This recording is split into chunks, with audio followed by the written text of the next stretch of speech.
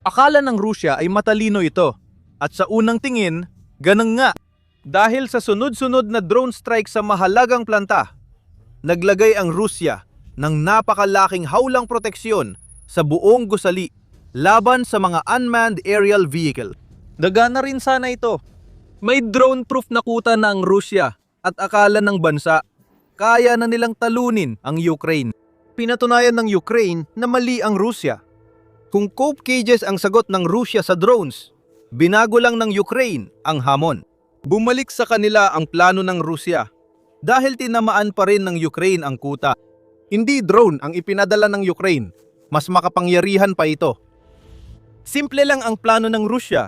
Mahigit 885 kilometro ang layo mula Ukraine ang Cheboksary sa Republika ng Chuvasha.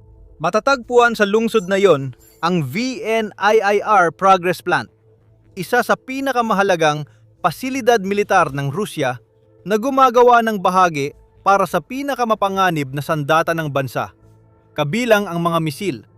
Ang plantang yon ay inaasahang hindi maaabot. Ang 885 kilometro ay dapat sapat na kalayuan para hindi kailanman matamaan ng Ukraine. Napatunayan ng long-range drone ng Ukraine na hindi hadlang ang distansya kaya naglunsad sila ng pag-atake sa planta. Sabi ng Russia, may di inaasahang drone problem tayo. Kailangan ng solusyon. Ang solusyong iyon ay balutin ang gusaling administratibo at paggawaan ng VNIIR Progress Plant ng malaking bakal na hawla, imbes na umasa sa karaniwang anti-drone net na gamit kadigmaan. Ipinakita ng Defense Express kung paano itsura ng gusali mula sa lupa at iniulat ng Business Insider na ayon sa mga larawang satellite na ibinahagi ng US Spatial Intelligence firm na Vantur, ang hawla ay nakapalibot sa buong gusali. Makatuwiran ang lohika. Ang mga hawlang ito na madalas nilang tinutukoy ng may pangungutya bilang coat cages ay pumapalibot sa isang target na may iisang layunin. Pasabugin ng maaga ang warhead na dala ng drone upang hindi makapinsala ang pagsabog sa mismong target. Sa pamamagitan ng coat cage na kasing laki ng gusali, inakala ng Rusya na nakaisip na ito ng perpektong paraan para maprotektahan ang isa sa pinakamahalaga nitong planta. Nagkamali ang Rusya. At hindi na dapat ikagulat yon kapag napagtanto mong ang coat cages ay hindi naman talaga ginagamit para protektahan ang mga gusali. Ginagamit ang mga ito para protektahan ang mga tangke. Noong unang linggo ng pananakop, ginamit na ng Rusya ang coat cages sa kanilang mga tangke. Ayon sa ulat ng iPaper noong Marso 2022. Unang bersyon, metal na balangkas na tinakpan ng canvas para palibutan ang mga tour ng tangke. Ang mga sumunod na bersyon ng coat cages ay bumalot sa buong tangke, kaya naging mas mabigat at halos di magamit habang desperadong naghahanap ng proteksyon ang Rusya. Ayon sa ulat ng Ukraine, nasira ang 12,025 tangke ng Rusya na nagpapakitang hindi epektibo ang coat cage ng mga tangke gaya ng inaasahan ni Putin at ng kanyang mga kasamahan. Marahil iba ang cage sa paligid ng planta ng VNIIR. Hindi problema ang bigat dahil hindi naman gagalawin ang planta na yon. Pwede ring ilagay ang cage sa paligid ng gusali, hindi direkta sa mismong gusali. Ibig sabihin, mas malaki ang distansya ng cage sa target, kaya mas maluwag ang espasyo para sumabog ang warhead ng drone nang hindi masisira ang planta ng VNIIR Progress. Oo, akala ng Rusya ay may solusyon na sila at mukhang epektibo naman ito. Ang coat cage sa paligid ng gusali ng administrasyon at workshop ng planta ay halos 1 taon na roon, hanggang tag-init ng 2026 ayon sa Business Insider. Nakatayo pa rin ang planta. Hindi pa natatamaan ng drone ng Ukraine ang target para mapatigil ang operasyon ng planta. Sa loob ng intelihensyang militar ng Ukraine, muling nauulit ang proseso nitong 4 na taon. May panibagong ideya na naman ang Russia. Hindi man maganda ang ideya, mukhang ito ang humahadlang sa mga drone ng Ukraine. Kaya kailangan ng Ukraine mag-adapt at maghanap ng ibang paraan para tamaan ng planta. Noong Hunyo, ginawa ito ng Ukraine. Pumutok ang balita noong ika-10 ng Hunyo. Nagsagawa ng pag-atake ang mga puwersa ng Ukraine sa loob mismo ng Russia at ang Progress Plant na ginugulan ng Russia ng napakaraming oras at pagsisikap para gawing anti-drone fortress ay tinamaan. Ang Russia ay pinagmamalaki ang umano nitong bilang ng mga na-intercept na drone. Ngunit binabaliwala ang naglalagablab nitong mahalagang planta. Ang tanging sinabi ng Ministeryo ng Depensa ng Russia ay na-intercept nila ang 326 na drone ng Ukraine sa iba't ibang rehiyon sa isang magdamagang pag-atake kung saan tinarget ng Ukraine ang mga lugar sa sinakop na rehiyon ng Mariupol. Kunyunyo 10 ng umaga, nag-ulat ang mga Telegram channel at medyang Ruso ng pag-atake ng Ukraine sa mga protektadong planta ng Russia. Ibinabahagi ng United 24 Media ang buod ng mga ulat. Naglalagablab ang planta dahil ang tumama rito ay nagpasiklab ng apoy at nagdulot ng malaking pinsala sa gusali. Sa isang iglap, nawala sa Rusya ang paggawaan na gumagawa ng mga bahagi para sa Shahid drones at Iskander missiles. Pati mga Kometo modules na karaniwang nasa mga napabagsak na Shahid drones. Responsable ito sa pagpapanatiling nasa tamang direksyon ang mga drone gamit ang satellite navigation kahit binobomba ng electronic warfare. Napilitan ng Rusya na tanungin ang sarili kung ano ang nangyari. Gumawa ito ng code cage para protektahan laban sa ganitong pangyayari. Ang mga drone ng Ukraine ay kayang maglakbay kahit gaano kalayo ang gusto nila. Hindi nila kayang pasukin ang metal na harang sa paligid ng VNIIR Progress Plant. Paano nila ito nagawa? Simple lang ang sagot. Hindi nila ginawa. Habang naghahanap ang militar ng Ukraine ng paraan laban sa bagong hakbang ng Russia para pigilan ang malalayong pag-atake, naisip nila ang simpleng solusyon. Kung ganon kahigpit ang bantay ng Russia sa mga drone, huwag na lang magpadala ng bagay na hindi kayang salagi ng Progress Plant, isang misil. Nagdala ang Russia ng anti-drone cages sa laban ng may misil, kaya nagdusa ang Progress Plant. Nag-post si Pangulong Volodymyr Zelensky sa X na ang sagot ng Ukraine sa coup cage ng Russia ay ang pagpapadala ng isa sa kanilang kilalang cruise missile. Tuloy ang pagpapatupad namin ng Ukrainian long-range sanctions sa mga pasilidad militar at industriya ng langis ng Russia. Kagabi, tinamaan ng Ukrainian FP-5 Flamingo ang military plant sa Cheboksary na nagsusupply ng drone at missile parts sa hukbong mananakop ayon kay Zelensky. Ibinunyag din niya na nagsagawa ang Ukraine ng panibagong pag-atake laban sa langis ng Russia dahil tinamaan ng kanilang puwersa ang Kuibyshev Oil Refinery sa Samara na mahigit 900 kilometro ang layo mula sa Ukraine, kasama ang 2 pasilidad ng langis sa reyon ng Vladimir na mahigit 700 kilometro ang layo. Ibinahagi ni Zelensky ang isang maikling video na nagpapakita ng laki ng pinsala ng Flamingo missile ng Ukraine. Nakita natin ang missile na lumilipad at isang residente ng Russia ang nakakuha ng video nito mula sa kanyang bintana. Makikita natin ang epekto ng missile. Ang planta ng Progress na buo pa ang karamihan ng labas ay may lumalabas na usok. Tumagos ang missile ng Ukraine sa mga depensa ng Russia at tumama ito sa target ng napakalakas. Hindi inasahan ng Russia ang banta ng missile. Napipigilan ng code cage ang maliliit na pagsabog pero walang laban sa missile. Pagdating sa lakas, Flamingo ang isa sa pinakamabigat na sandata sa arsenal ng Ukraine. May sukat na nasa pagitan ng 10 at 14 na metro o 33 hanggang 46 na talampakan ng Flamingo ay bersyon ng Ukraine ng isang cruise missile at nagbibigay ito ng kakayahan sa bansa na umatake ng malalim at malakas sa mga target sa loob mismo ng Russia. Ibinunyag ng International Institute for Strategic Studies na kayang lumipad ng Flamingo ng hanggang 3,000 kilometro habang may warhead na 1,000 at 150 kilo. Mas malakas yon kaysa sa karaniwang drone. Kaya hindi napigilan ng code cage ng Russia ang sandata ng Ukraine. Kahit malaki, hindi stealth at subsonic, nagawa pa ring marating ng Flamingo ng Ukraine ang pabrika na akala ng Russia ay ligtas, matapos maglakbay ng halos 1,000 kilometro. Kayabangan ba ito ng Russia? Sa tingin ba nila sobrang ganda ng code cage, kaya di na kailangan ng air defense sa paligid ng Progress Plant? Wala na bang natitirang air defense ang Russia matapos ang 4 na taon ng digmaan na nagtanggal ng 1,420 anti-aircraft warfare units, kabilang ang Marso kung saan napatumba ng Ukraine ang 54 na unit, 39 na air defense systems at 15 radar sa isang buwan. Hindi sigurado at di rin interesado ang Ukraine.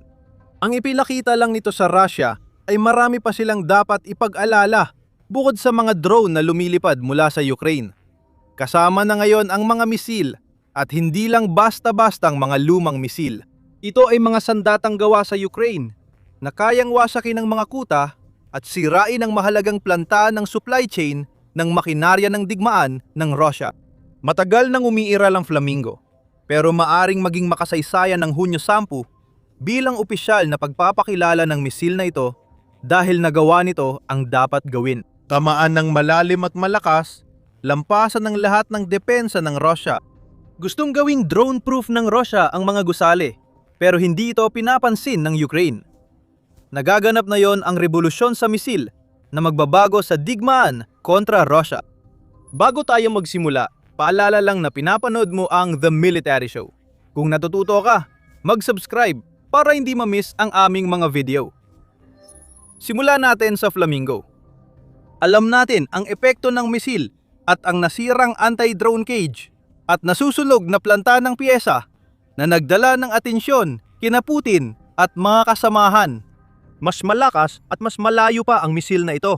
Ayon kay Vikram Mittal sa Forbes, noong Marso 13, binago ng Flamingo missile ang takbo ng digmaan sa Ukraine.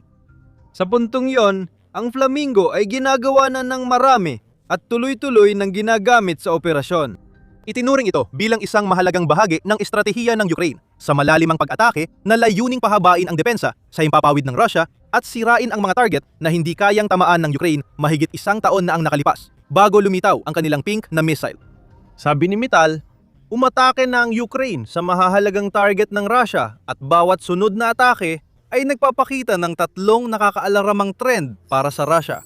Una, ang dami ng mga sabay-sabay na pagpapakawala ay tumaas mula sa paisa-isang paglulunsad hanggang sa magkakasabay na pagpapaputok ng 4 hanggang 6 na mga missile.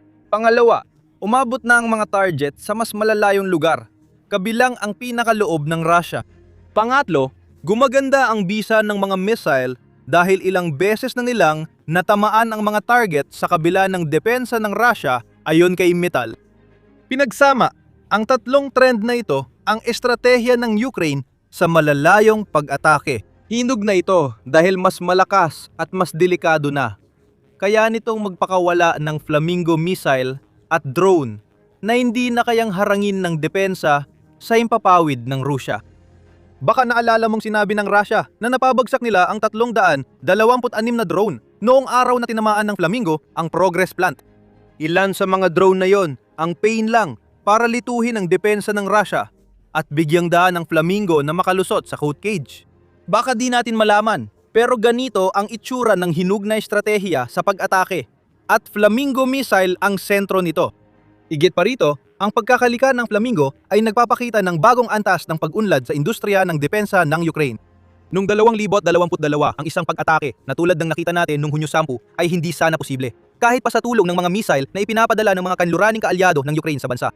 Pagkalipas ng 4 na taon, nagkaroon ng technical na kaalaman at sapat na produksyon ang Ukraine ng sarili nitong cruise missiles.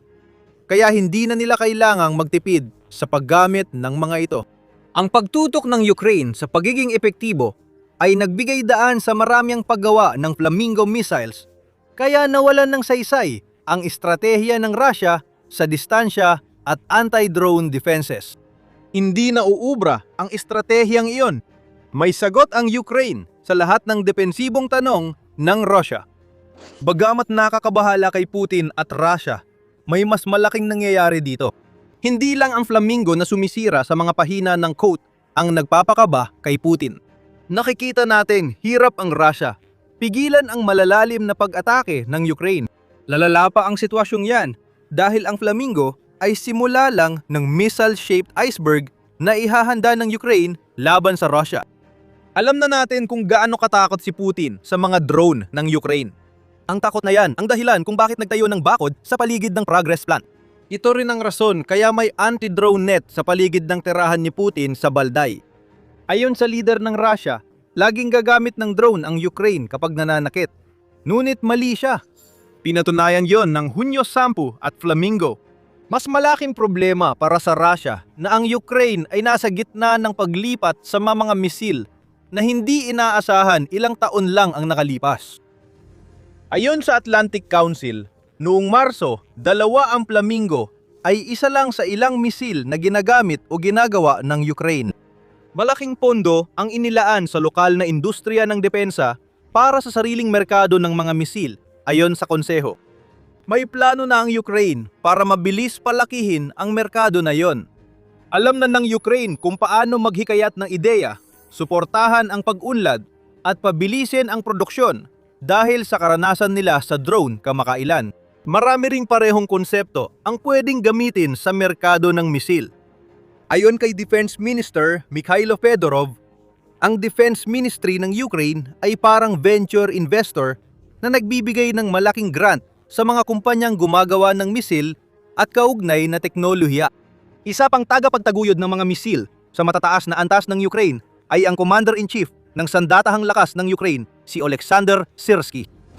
Noong Hunyo 9, iniulap ng New Voice of Ukraine na sinuportahan ni Syrsky ang planong baguhin ang missile at artillery forces ng Ukraine pagsapit ng 2030.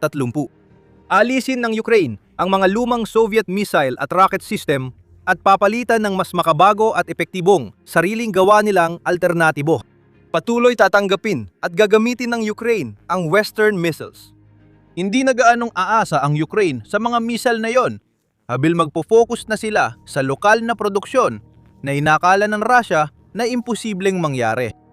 Ayon kay Syrsky, ang bagong plano ay magpapadali sa tuloy-tuloy na pagsira ng mga target hanggang 2,000 kilometro, lalo na sa pag-ulad ng drone technology ayon sa militarni. Kung akala ng Russia na Flamingo lang ang problema nila, nagkakamali sila. Palapit na ang Ukraine sa paggawa ng sariling ballistic missile. Pag dumating ang mga missile na yon, magmumukhang picnic lang ang nangyari sa VNIIR Progress Plant at sa anti-drone na kulungan nito kumpara sa mangyayari. Noong Hunyo 4, iniulat ng Defense Express na ang Firepoint, gumawa ng Flamingo missile, ay nagsagawa ng ikalawang kilalang paglulunsad ng FPFP-7 ballistic missile. Kawili-wili ang pagsubok na yon sa ilang dahilan. Partikular na kapansin-pansin na ito ay ang FP, 7X na bersyon ng bagong missile ng Firepoint, na isang uri ng disenyo na balak gamitin ng Ukraine para saluhin ang mga paparating na missile ng Russia. Gayunpaman, ang interceptor na yon ay nakabase sa FP-7 at ang pangalawang pagsubok ng Firepoint ay naging matagumpay. Nagbigay ng unang ebidensya na kayang magpalipad ng may gabay ang bagong ballistic missile ng Ukraine. Mahalaga ang FP-7X dahil kaya itong gawin at gamitin ng Ukraine sa ikalimang bahagi lang ng halaga ng mga Patriot interceptor missile na matagal itong inaasahan laban sa banta ng missile ng Russia. Pero ang tunay na ikinababahala ng Russia ay kung ano ang kinakatawan ng FP-7 bilang isang opsyon sa pag-atake. Kayang maglakbay ng bagong missile ng Ukraine ng hanggang 2,000 metro bawat segundo at may composite airframe para mas mababa ang gastos sa paggawa. Ang ibig sabihin nito para sa Russia ay magkakaroon na rin ang Ukraine na matagal nang ginagamit ng Russia laban sa kanila. Isang kombinasyon ng mga drone, cruise missile at ballistic missile na ginagawa ng maramihan at inilulunsad ng sabay-sabay. Di magtatagal, sasama na rin ang FP-7 sa Flamingo sa pagsira sa Russia. At kung tama si military expert Pavlo Narozny, malapit nang makagawa ang Ukraine ng sapat na ballistic missile para magdulot ng malaking pinsala sa Russia. Sa radyo ng Ukraine, binigyang diin ni Narozny na ang Firepoint Ballistic Missile Project ay pribado at may kasabay na state-supported Sapsan Ballistic Missile Project. Ibinabahagi ang datos at parehong umuusad ang dalawang missile. At kapag handa na ang mga ito, sabi ni Narozny, walang dahilan kung bakit hindi kayang gumawa ng Ukraine ng ilang dosenang ballistic missile bawat buwan. Dagdag pa, inaasahang tataas ang produksyon ng Flamingo mula 30 hanggang 50 kada buwan, pagsapit ng 2026 at posibleng lumaki pa kung dadami ang pamumuhunan. Kaya nagdudulot ito ng panganib sa Russia. Hindi kayang iligtas ng mga anti-drone na kulungan ang military-industrial complex ng Russia sa paparating na panganib. Lumilipad na ang mga cruise missile ng Ukraine. Hindi rin pahuhuli ang ballistic missile nito. Habang sagot lang ng Russia ay metal na kulungan sa paligid ng mga gusali laban sa mga drone. Akala ng Russia matalino sila, pero pinatunayan ng Ukraine na nahuhuli na naman ang Russia sa totoong sitwasyon ng digmaan.